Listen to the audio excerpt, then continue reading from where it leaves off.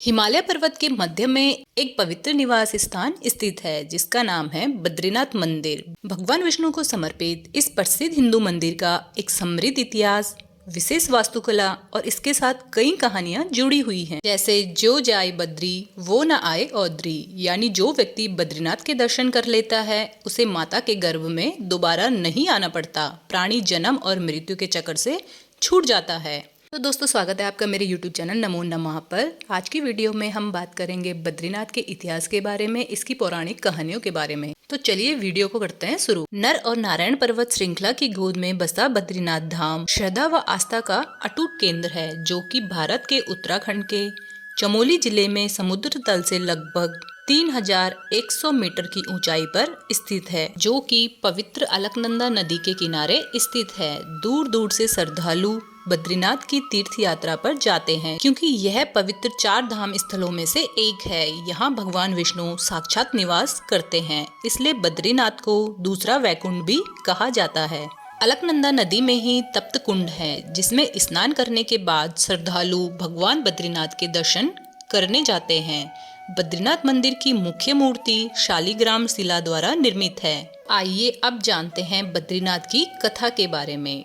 बद्रीनाथ हिमालय में 10,000 फीट की ऊंचाई पर स्थित एक शानदार जगह है, जहां शिव और माता पार्वती निवास करते थे। एक दिन नारद जी विष्णु भगवान के पास गए और बोले, आप मानवता के लिए एक खराब मिसाल हैं। हर समय आप शेषनाग पर लेटे रहते हैं और माता लक्ष्मी हमेशा आपकी सेवा में लगी रहती हैं। आपको सृष्टि के सभी जीवों के लिए कुछ अर्थपूर्ण कार्य करना चाहिए। इस आलोचना से बचने और अपने उत्थान के लिए विष्णु जी तप और साधना करने के लिए सही स्थान की तलाश में हिमालय तक आए। वहां उन्हें मिला बद्रीनाथ, अच्छा सा छोटा सा घर, जहां सब कुछ वैसा ही था जैसे उन्होंने सोचा था। वह उस घर के अंदर गए, जहां उन्हें पता चला कि यह तो शिव का निवास स्थान है। ऐसे में विष्णु जी ने एक छोटे बच्चे का रूप धारण किया और घर के सामने बैठ गए। उस समय शिवजी और माता पार्वती बाहर कहीं टहलने गए हुए थे।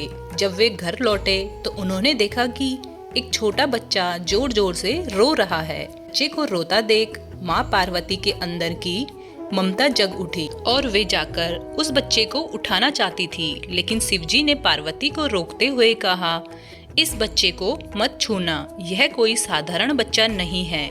ये खुद हमारे दरवाजे के बाहर कैसे आ गया? आसपास भी कोई नहीं है। बर्फ में माता पिता के पैरों के निशान भी नहीं हैं। माता पार्वती ने कहा, आप कुछ भी कहें, लेकिन मेरे अंदर की ममता इस बच्चे को रोते हुए नहीं देख सकती। और इतना कहकर वह बच्चे को घर के अंदर ले गई और बच्चे को दूध पिलाकर चुप कराया। चुप कराकर माँ पार्वती बच्चे को छोड़कर शिवजी के साथ पास ही के गर्म पानी के कुंड में स्नान करने चली गई। लौटकर आए तो देखा कि घर का दरवाजा अंदर से बंद था। माता पार्वती हैरान थी, आखिर दरवाजा किसने बंद किया?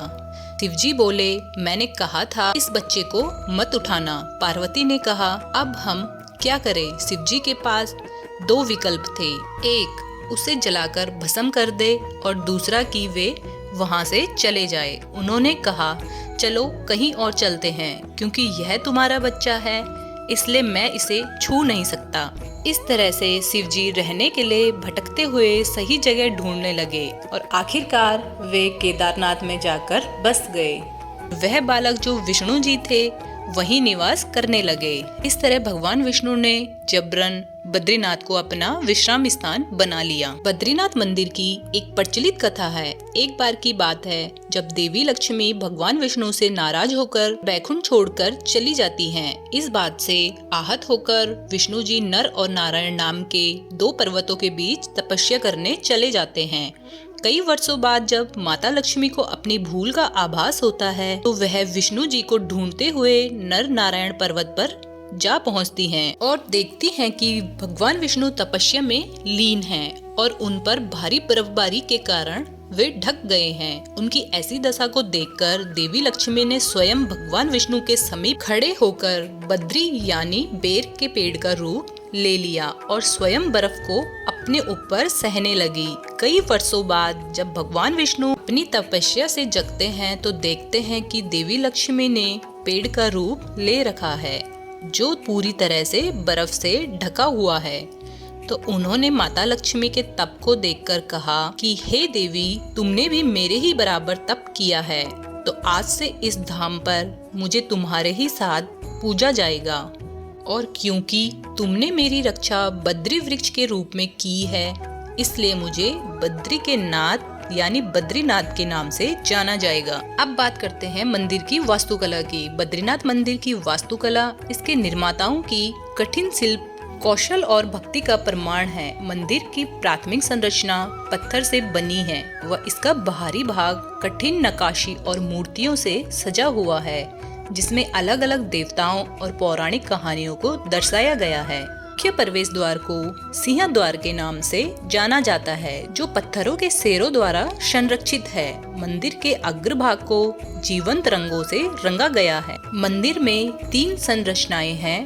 पहला गर्भगृह, दूसरा दर्शन मंडप, तीसरा सभा मंडप। गर्भगृह में इष्ट देव भगवान बद्रीनारायण की काले पत्थर की शालिग्राम की मूर्ति है, जो कि लगभग 1 मीटर ऊंची है, जिसे बद्री वृक्ष के नीचे सोने की चंद्रा में रखा गया है। भगवान बद्रीनारायण की इस मूर्ति को हिंदुओं द्वारा भगवान विष्णु की 8 स्वयं प्रकट हुई प्रतिमाओं से एक माना जाता है।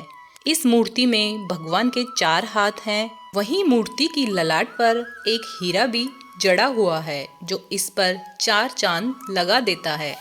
तो अब बात करते हैं बद्रीनाथ मंदिर के इतिहास के बारे में। बद्रीनाथ मंदिर का इतिहास काफी रोचक है। 8वीं सदी से लेकर 16वीं शताब्दी तक मंदिर में कई परिवर्तन हुए। कई बार त्रासदी के बाद मंदिर का पुनर्निर्माण हुआ और आज यह सनातन धर्म का प्रमुख तीर्थ स्थल है। कहा जाता है कि आदि गुरु शंकराचार्य यहाँ 6 महीने रुके थे। इसके बाद वे केदारनाथ चले गए थे। उन्होंने ही अलकनंदा नदी से भगवान बद्रीनाथ की मूर्ति प्राप्त की थी, जिसे हिंदू और बौद्ध संघर्ष के दौरान सुरक्षित रखने के लिए साधुओं ने नारद कुंड में डाल दिया था। इसके बाद तप्त कुंड के पास स्थित एक गुफा में मूर्ति को स्थापित कर दिया गया, लेकिन यह मूर्ति गुफा से विलुप्त हो गई और पुनः तप्त कुंड में ही पहुंच गई। ऐसा 2 बार हुआ। तीसरी बार संत रामानुजाचार्य ने मूर्ति की स्थापना करवाई। 16वीं शताब्दी में गढ़वाल के राजा ने बद्रीनाथ की मूर्ति को गुफा से निकालकर वर्तमान मंदिर में स्थापित करवाया। पुराणों में एक श्रुति है कि जब द्वापर युग में भगवान विष्णु इस क्षेत्र को त्याग कर जाने लगे तो देवताओं ने उनसे यहीं रहने का आग्रह किया।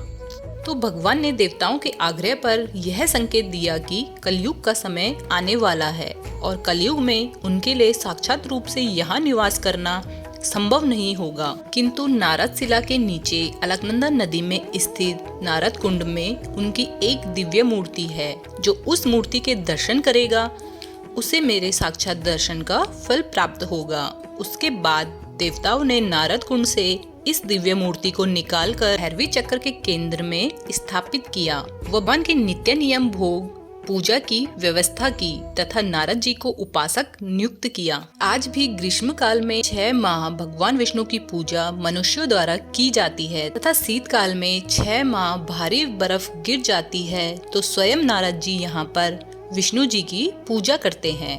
मान्यता है कि शीतकाल में जब कपाट बंद हो जाते हैं तो अखंड ज्योत जलती रहती है तथा नारद जी पूजा व भोग की व्यवस्था करते हैं। इस क्षेत्र को आज भी नारद क्षेत्र के नाम से जाना जाता है। बद्रीनाथ मंदिर के प्रमुख पुजारी दक्षिण भारत के मालाबार क्षेत्र के वंशजों में से उच्च कोटि के परिवार से होते हैं, जो कि रावल के नाम से जाने जाते हैं। सिर्फ रावल को ही बद्रीनाथ की प्रतिमा छूने का अधिकार होता है। यहाँ परशुराम की परंपरा के अनुसार पूजा की जाती है।